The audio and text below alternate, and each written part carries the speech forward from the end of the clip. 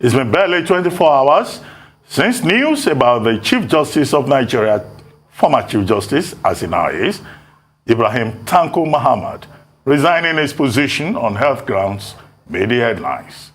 Reacting to the development in a statement on Monday, President of the Nigerian Bar Association, Olumide Akpata, commended former CJN Muhammad for his lengthy service to the nation and wished him quick recovery.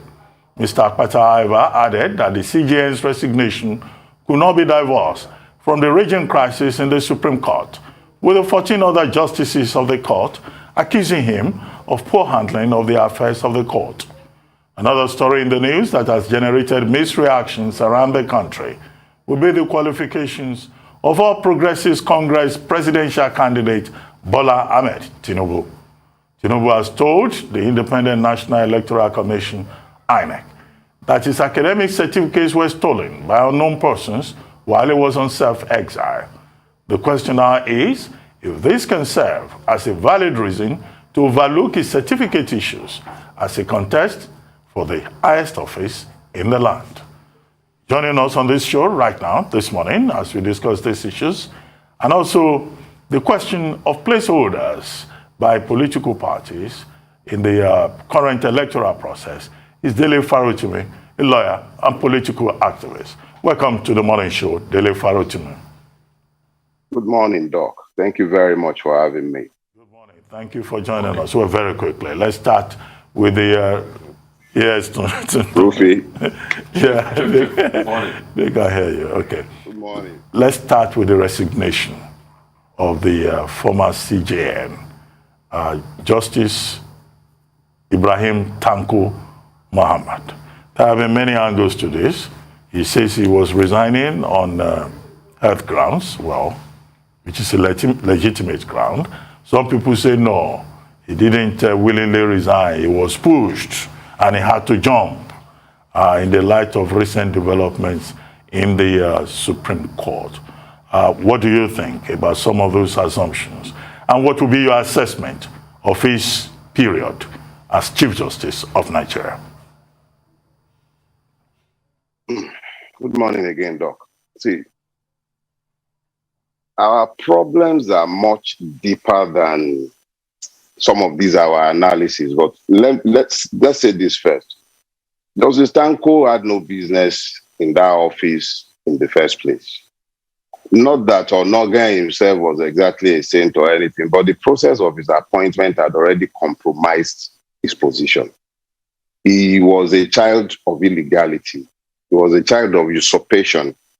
General Buhari took upon himself duties that he had no business with, and he unilaterally, more or less, removed a CJN and imposed the current one.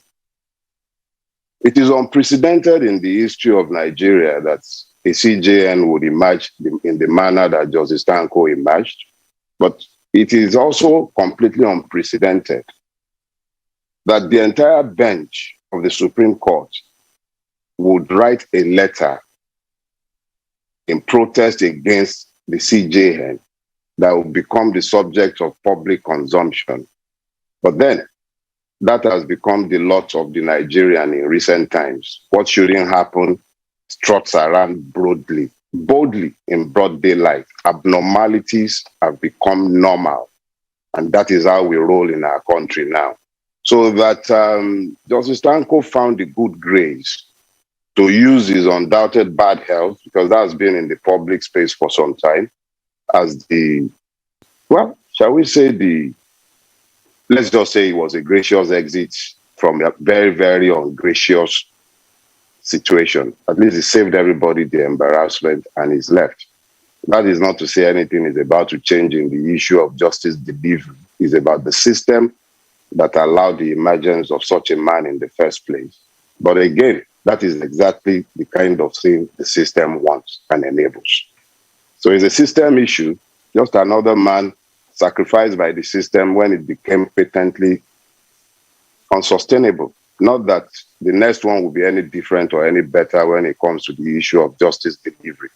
Thank you.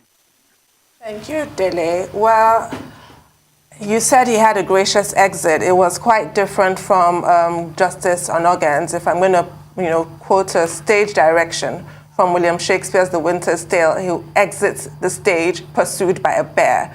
What do you make of the fact that in spite of that leaked memo and the really serious allegations therein, nobody seems to be pursuing Justice Tanko Mohammed as of now? It does appear that he is going to be allowed to go gently into the night. I'd like your comments on that. And also, Dr. Abati made points about his legacy. It doesn't appear that you feel that there was much in terms of his legacy, but when we look at, for example, decisions that were passed, practice directions, is there anything that stands out to you?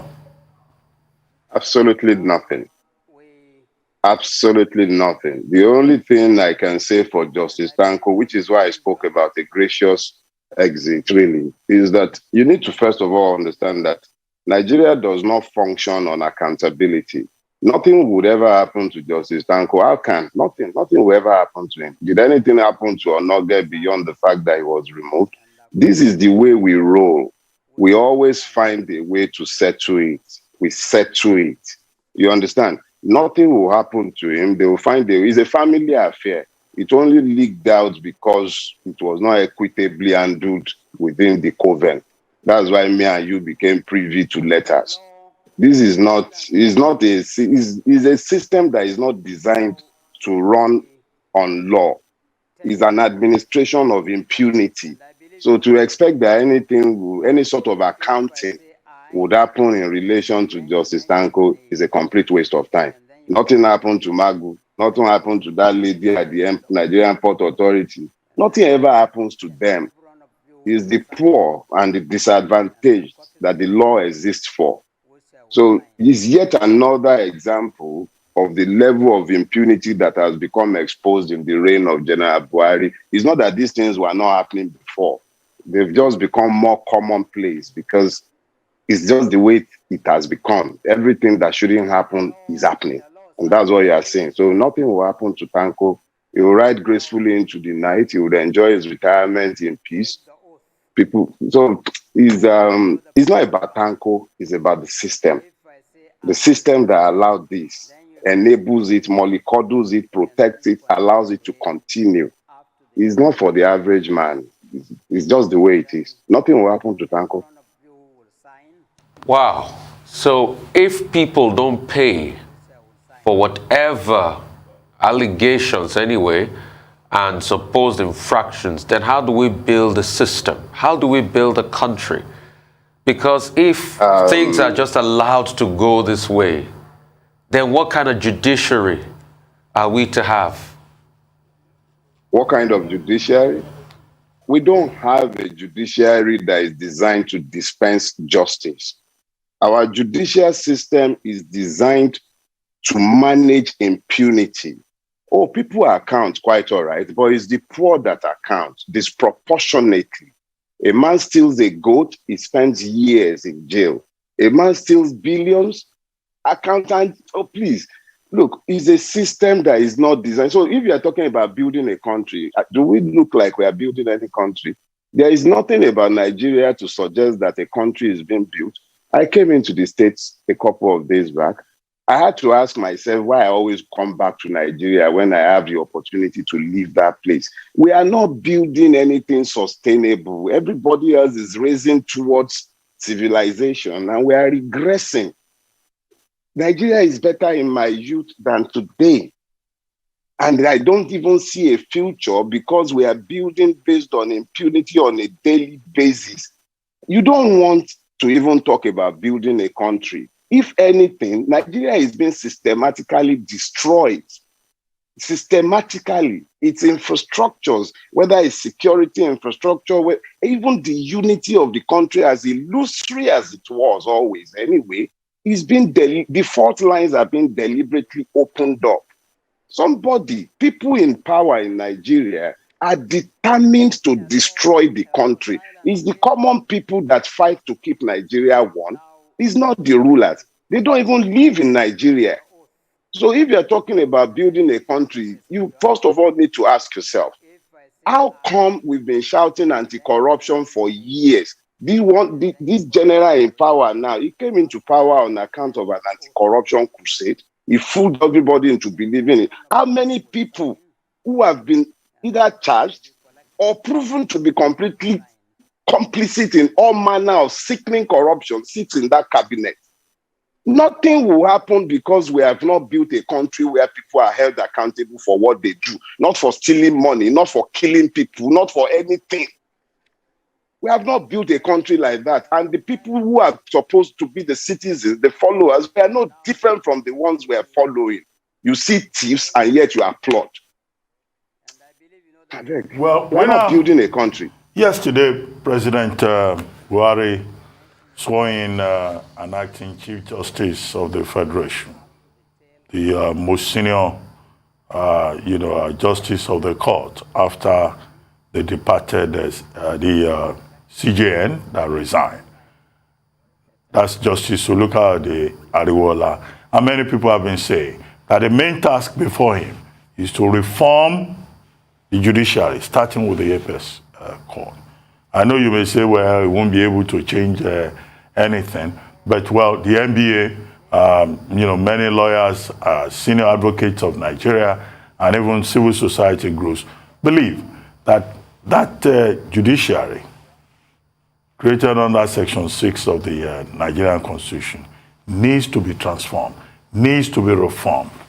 Some of the issues raised were about budgetary provisions, funds management, welfare, the composition of the National Judicial Council, the over-centralization of the Supreme Court, and all of that. What kind of reforms would you like to see? And do you think that those reforms are possible? Doc, I do not know Justice Ariwola as a person, but I'm familiar with his work, having been connected with a case he was involved with. And I can say this as a fact, I don't expect anything substantial to change in relation to justice delivery. Because one of the most violent injustices I've ever seen coming out of that Supreme Court came from a panel on which this particular justice sat twice. The case is Badamosi Eletu versus Akinloye. That is one of the most unusual cases I have ever seen in my life, where the Supreme Court turned itself into mathematicians, subtracting and dividing land, deciding on a case on a property that was not before it. So when it comes to expecting any justice from that court, I don't expect any, not because of his person, but not already, as far as I'm concerned, his own person is either he's incompetent or is corrupt, one or the other. These are grievous allegations and I'm making them carefully. As far as I am concerned, when it comes to the issue of justice delivery, I do not believe that anything will change. That's as far as that is concerned. When you now begin to deal with the technicalities of rules of court, administration of court, well, maybe you might perform some magic in that regard, but insofar as it relates to delivery of justice, I expect nothing. Oh dear. So what does this change of guard portend for the elections next year, if anything at all? Look, our situation is one of, we're looking at a man with leprosy. And when you're looking at that man with leprosy, you're now talking about his deceased fingers. What about his neck? It's the whole of Nigeria that has serious issues, not just the judiciary. We pretend to have a judiciary that delivers justice, but it does not. So that Justice Ariwola will become the CJN. It changes nothing. It's the same way it was with Tanko before him, with Onoge before him. The poor will continue to get the short end of the stick when it comes to justice delivery. Those who know how to negotiate the corridors of the Lord Justices, they'll get their way. And the poor man on the street will continue to suffer injustice because Nigeria is designed to ensure that the law does not work, but impunity is managed. Okay. I am more concerned about the plight of our justices, magistrates, those that run and dispense justice in the country, that somebody once wrote in an article, in fact, it was on Braithwaite, and she talked about how some of them use public transport because they don't have cars of their own. And we know what that means in Nigeria. So are you telling me now that this will not change anything? And are you telling me now that Justice Ariola will not be a breath of fresh air? Are you telling me now he's not going to hit the ground running? Are you telling me that no hope for our judiciary? Rufai, you're looking at the fittings in the house, the color the house has been painted, the curtains. I'm looking at the superstructure. The purpose of a judiciary is the delivery of justice. If you look to the police sector, they vote money for painting police stations every day. There are monies for uniform, but the policeman still buys his rank and epaulets, everything, he buys them himself. So that the judicial officers are having to jump buses or take Uber is not, I'm not sure that is a function of paucity of funds per se. Because if that were to be the case, you probably would never have seen the letters written, the memo written by the justices. So it's actually a function of a prioritization of issues, the welfare.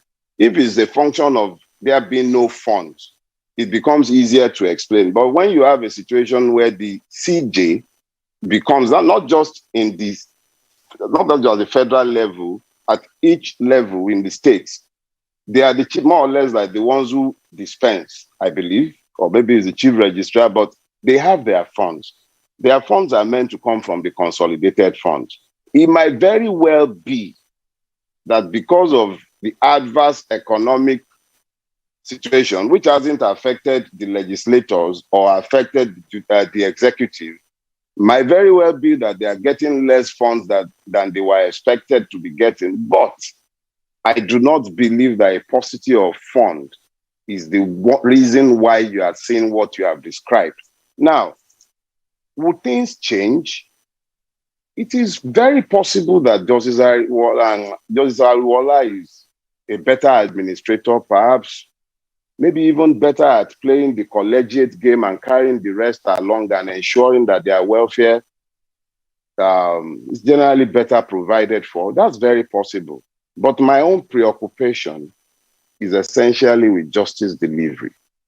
Does this mean that the Nigerian who has been kept down by the judicial system, who spends years waiting for justice, whilst injustice proliferates, would he get a better deal? He says zero, no. No. But would the judiciary be better administered? Most likely, especially after this kind of opera. But as I have said, that is for the judiciary and their internal issues. But when it comes to justice delivery for the average Nigerian, I don't see anything changing until Nigeria itself changes. It's not about a person coming to head the apex court. All you can do is take care of the apex court. Maybe the justices would be less restive. And if they have issues within, maybe they would have better mechanism for managing the crises within. That's the only thing you can expect. But when it comes to substantive justice, getting to the Nigerian, nothing. Dele, we seem to be running out of time, but two quick issues within the short time available to us. People have been talking about the certificate issues involving the APC presidential standard bearer, Asiwaju Bola Ahmed Tinubu. He says, well, his primary school, secondary school certificates are not available. Either they were stolen or he didn't complete either primary school or secondary school. But he has a certificate from the University of Chicago.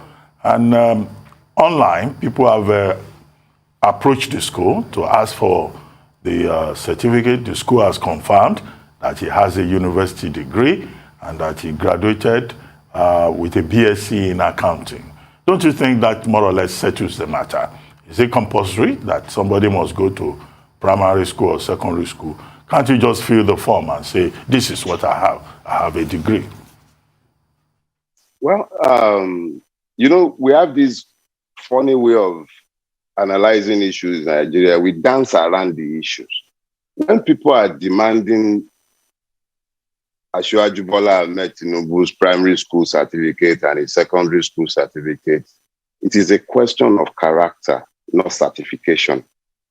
If it were to be about certification, General Buhari has already destroyed that bar. So it's not as if anybody can produce something less than he has already produced, which is virtually nothing.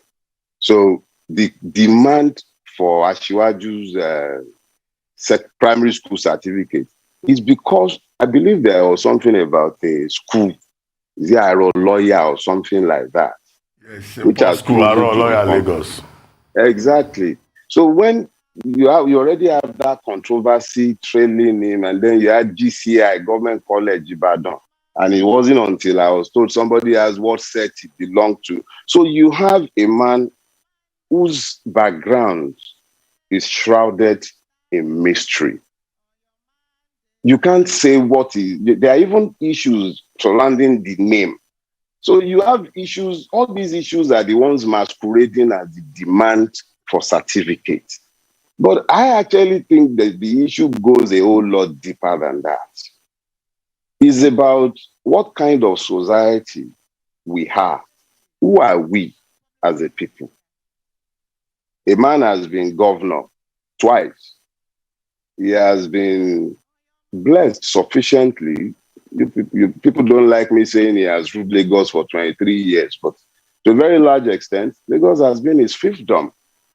And all these allegations have dug the step all this while. And yet, at every point, we have found the grace as a people, at least in Lagos State. And we've continued to mollycoddle this. Now, all of a sudden, everybody is now demanding primary school certificates, secondary school certificates. I'm not too sure that these aren't just distractions. The man has retained excellent counsel, and they've made clear that he has not violated any laws. I think we should begin to deal with the substantive issues of character, integrity. Who are we dealing with? What's your name? What's your age? Who are you? Who are you? These are the issues, not certificates. People will just focus on these technicalities and they'll be arguing it from now till tomorrow. Who are you? Who went to primary schools with you? I know the people I went to secondary schools with, Fidelity Grammar School, they know me, they have my nicknames. People I went to primary school with, I still know one or two of them.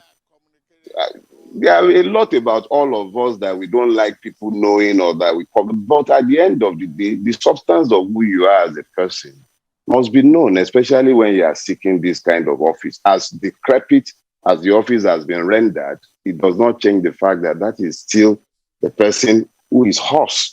So if you are going to be horse, who are you? Well, I suppose, have we run out of time, or do we still have? Well, I have 2 minutes left. Okay, thank you. I did it. Right, so my question is going back to the Supreme Court and that entire fiasco. Now we recall, obviously, very distinctly, the end of Walter Noga's story as CJN of Nigeria, but also recall the beginning. There was a huge hoo-ha, huge drama about how President Buhari did not forward his name to the Senate as is required by the Constitution for confirmation, and he was acting CJN for 3 months, and that 3 months almost expired before he was finally confirmed by the Vice President, Yemi Osinbajo. Do you envisage any such issues this time around, or do you think it's going to be smooth sailing this time around? General Buhari is a lame duck now. The time when he was raging all over the place like a bull, trying to determine the direction of every appointment, I think he's calming down now. He's in the last days of his presidency. And I also don't expect him to be caught in further disaster and controversy. So I expect that this one will go through. I don't expect him to start monkeying about again, but who knows? Never can really predict the man, but I don't really expect anything spectacular this time around. Well, even if you see the resignation and everything, you see that they've already reached agreements within the coven, so they know what they are doing. Well, thank you very much, Dele Farotimi. I see you are in Maryland, the United States. Running away from all of you. Well, once upon a time, Remember the book? I used to go to school somewhere there. Far from the maddening crowd. You'll be back. Yeah, of course. Oh yeah, you can't keep me away. Thank you very much indeed.